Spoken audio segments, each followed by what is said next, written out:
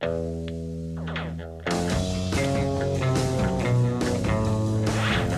guys, how are you doing? Happy Wednesday. It is October 5th, 2011. Hope everyone is having a great week so far.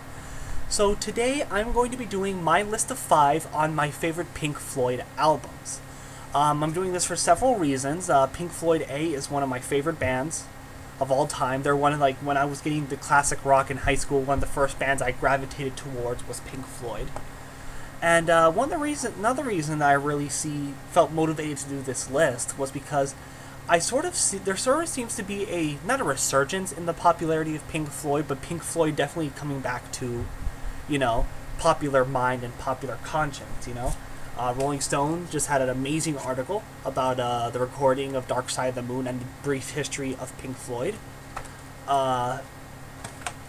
They had Of course, just these past 2 years, Roger Waters has been doing a massively successful tour of the Wall, might I add. Jimmy Fallon, last week on his show, decided to dedicate his entire musical performances to Pink Floyd performances. So you had Roger Waters and Foo Fighters doing In the Flesh, the one without the question mark. He had Pearl Jam doing Mother, which I think was the best one out of the entire night. MGMT going the other route and doing Lucifer Sam from The Pipers at the Gates Dawn, and I thought that was fantastic. Dierks Bentley doing Wish You Were Here. You also have not a Pink Floyd reunion, but you had when Roger Waters did his tour of the Wall when he stopped at London. David Gilmour came on stage to perform Comfortably Numb with him, and Nick Mason, the drummer of Pink Floyd, came at the end of the Wall set to perform Outside the Wall with Roger Waters and David Gilmour. And also right now we're also seeing that Pink Floyd is, the surviving members of Pink Floyd, which are Roger Waters, David Gilmour, and Nick Mason, doing remastering and re-releasing all the Pink Floyd albums.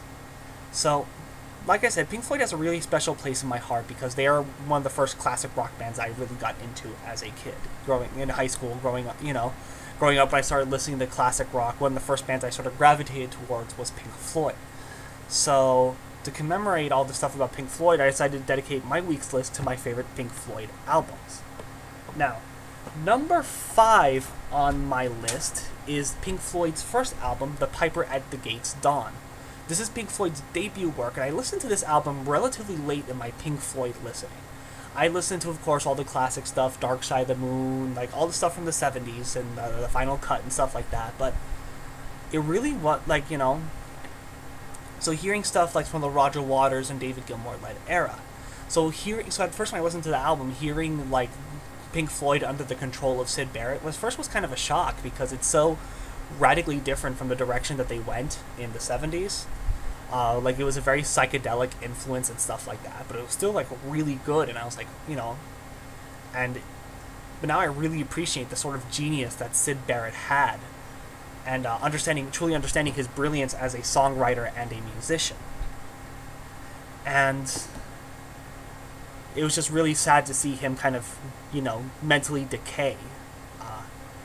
Now, speaking of Syd Barrett, number 4 on my list is "Wish You Were Here," which was released in 1975. This is a really truly moving album because it is about Syd Barrett. All the songs, "Shine on You, Crazy Diamond," especially the main track, "Wish You Were Here."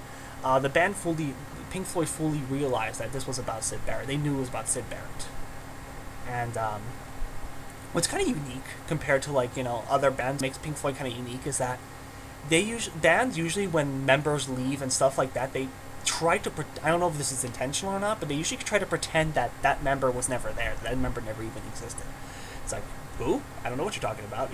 They try to it seems like they try to forget that they ever existed, and I'm not saying that's intentional, but that just seems to be really the case. So, but Pink Floyd, they really don't do that because they really miss Syd Barrett, and it's reflected here in this album.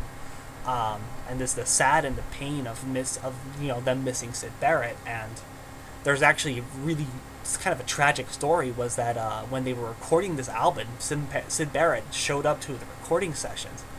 This is the first time that any members of the band have seen him in almost 8 years. Syd Barrett left the band in 1968 after suffering a complete mental breakdown, I guess, and You know, it was a very the band almost didn't recognize him because he was so radically different, and it was just a very sad experience for the band to see, and it kind of really heightens the sadness of this album.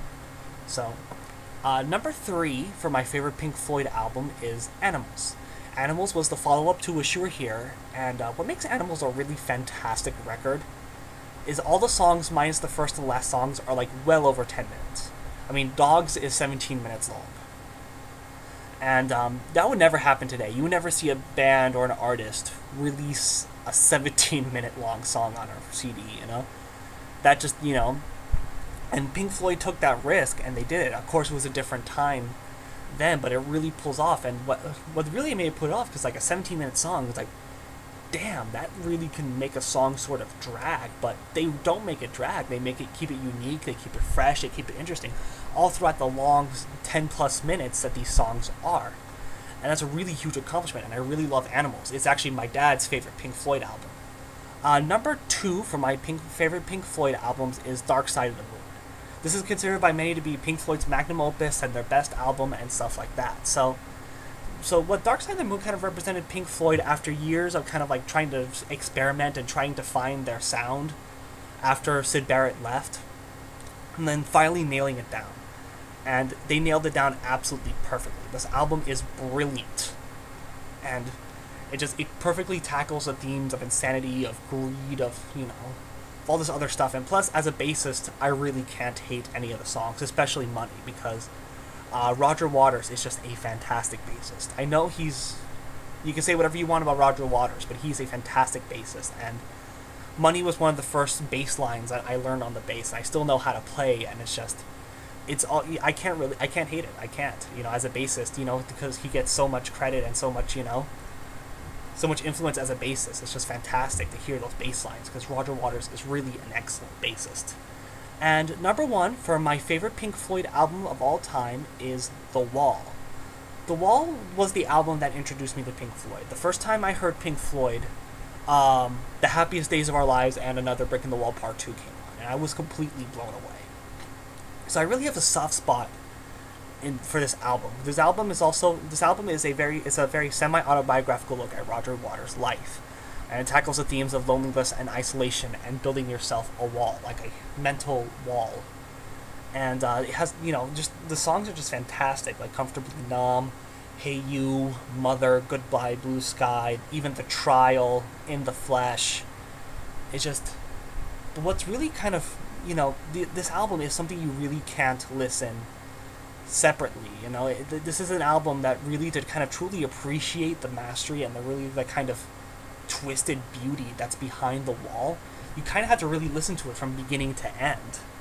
And it's just, you really grasp the full story and the full kind of, you know, the twisted beauty and the genius of this album. And it's my favorite Pink Floyd album. So, yep, that's pretty much it for today. Like I always say, third video is always, you know, maybe not. I don't know. If I have the time, I will definitely try to post up a third video. So, yep, that's pretty much it for today. So, I hope you guys all have a great and fantastic week. And I will talk to you later. Alright, peace. I